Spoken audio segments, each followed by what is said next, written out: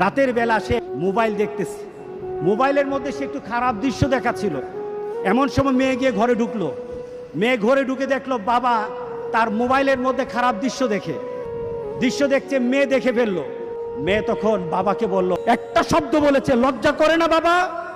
মেয়েটা ঘরে চলে গেল।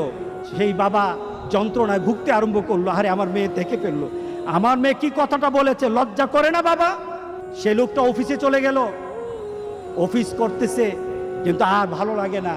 মেয়েটা কি বলেছে, লজ্জা লাগে না বাবা?